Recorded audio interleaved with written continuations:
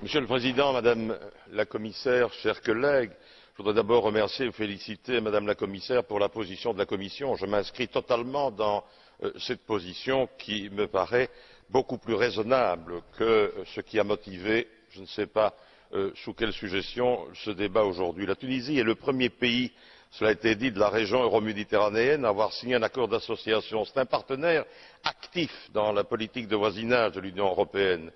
Il est bon de rappeler, comme M. Kassoulidis l'a fait, qu'elle est le seul pays méditerranéen à être depuis le 1er janvier 2008 en libre échange avec l'Union européenne. Cette coopération fonctionne très bien.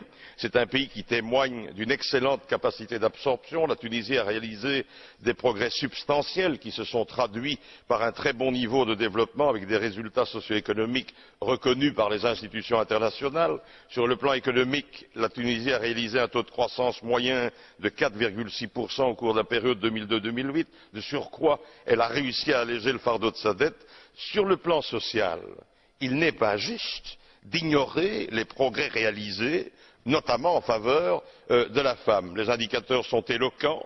59% des étudiants dans l'enseignement supérieur sont des filles. L'enseignement obligatoire est généralisé pour les femmes de 6 à 16 ans. Les femmes constituent près du quart de la population active en Tunisie. Je suis d'accord, évidemment, que ce bilan ne peut évidemment pas occulter la nécessité impérieuse d'encourager les autorités tunisiennes à progresser davantage sur la voie de la gouvernance et des droits de l'homme. On le sait bien que des efforts restent à faire. Comme d'autres intervenants, je suis préoccupé par sa question au nom des valeurs démocratiques qui sont les nôtres, mais il faut aussi rappeler que ces valeurs, il n'y a pas que nous qui les portons, ces valeurs vivent aussi au sein de la société tunisienne, qui est une société dynamique et pro-européenne. C'est pour ces raisons que nous devons soutenir la demande de la Tunisie d'accéder à un statut avancé au sein de ce partenariat avec l'Union européenne. Et moi je pense que c'est dans ce dialogue-là que nous trouvons le cadre approprié pour inciter nos partenaires à progresser davantage sur la voie de la gouvernance. Le débat, nous devons le mener avec nos partenaires, évidemment sans complaisance, mais sans sombrer non plus dans cette forme d'acharnement moralisateur dont l'Europe a trop souvent le secret et qui souvent d'ailleurs est contre-productif. Je ne suis évidemment pas insensible à des cas particuliers sur lesquels d'aucuns s'interrogent. Nous avons le droit évidemment d'interpeller nos partenaires sur les situations qui nous paraissent inacceptables, mais je veux dire en terminant que la Tunisie a réussi à forger un système politique fondé sur le principe de la séparation entre la religion et l'État. La puissance publique en Tunisie a la capacité d'offrir un ensemble de services de base à la population que d'autres pays de la région n'ont toujours pas pu mettre en œuvre. Et je crois qu'il est bon de le rappeler aussi. Donc moi je suis extrêmement optimiste sur le futur des relations entre la Tunisie et l'Union européenne, du moment que ça se passe dans le respect mutuel entre des partenaires qui se respectent et qui s'entendent sur l'essentiel.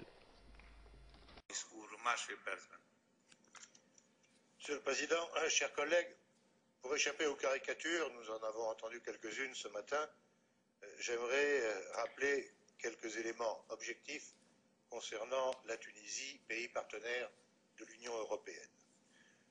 La situation sociale a évolué très favorablement, avec une progression spectaculaire du revenu moyen par habitant, et désormais l'immense majorité des Tunisiens entre dans les critères définissant l'appartenance à la classe moyenne. Plus de 90% des Tunisiens bénéficient d'une couverture sociale et plus du quart du budget de la Tunisie est consacré à l'éducation, si bien que ce pays fait partie des tout premiers à avoir atteint les objectifs du millénaire en matière d'enseignement primaire. Enfin, M. Michel l'a rappelé tout à l'heure, les droits de la femme sont reconnus et garantis. À l'université, les étudiantes sont plus nombreuses que les étudiants. 40% des professeurs sont des femmes. Le quart des députés ou des élus locaux ou des journalistes sont des femmes. Bien des pays pourraient envier de tels résultats. Signor Commissario, se dovessimo dare un giudizio sulle relazioni esistenti tra Unione Europea e Tunisia, il giudizio non può che essere positivo anche per la stabilizzazione della regione. È vero, sul piano economico si sono registrati progressi importanti e anche dal punto di vista sociale ci sono segnali incoraggianti. President, Tunisia's situation is overall a positive one, it seems. They have the most stable society in North Africa. They have technically a democracy, but possibly only a semi-democracy by Western standards. But we shouldn't criticise them for that, since they've made much progress. There is an official policy of working towards full democracy. And Tunisia is a stable society with a high level of personal security. This has been achieved by the suppression of their Islamist extremists and communists, which is a price well worth paying. Its official policy is of pursuing cultural unity, the creation of one nation, a lesson that many European countries, including mine, the United Kingdom, could well learn from. Economically, they are progressing. Only 7% of the population is below the poverty line. It has one of the best health standards for countries of North Africa, with a relatively high life expectancy. Politically, their constitution limits the number of seats a party can hold in the Chamber of Deputies, with 20% of seats being reserved for minority parties. This looks positively enlightened when compared to the first-past-the-post political system, electoral system, used in the United Kingdom, which, in my opinion, is a conspiracy against the voter to keep the Conservative and Labour parties in and everybody else out. So maybe we should learn something from the Tunisians. Speaking of the UK, my party, the UK Independence Party, came in for some criticism from some Islamic extremist and supposed liberal quarters last week when we proposed a plan that people's faces should be uncovered in public buildings and in private buildings if they so wish to impose such a condition. But look at what Tunisia did. Law number 108 bans the hijab, which goes much further than anybody else has proposed.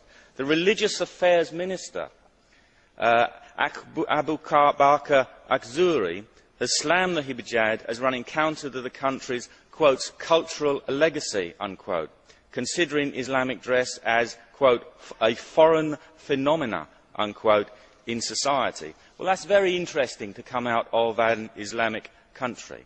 The more I find out about Tunisia, the more a positive impression it makes.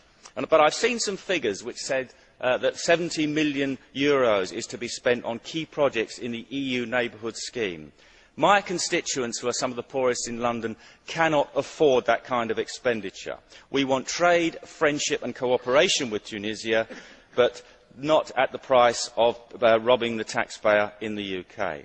Let's help them increase their democracy and develop prosperity, and if they'd like to take some free advice, keep well away from the European Union and preserve their freedom and independence. Thank you.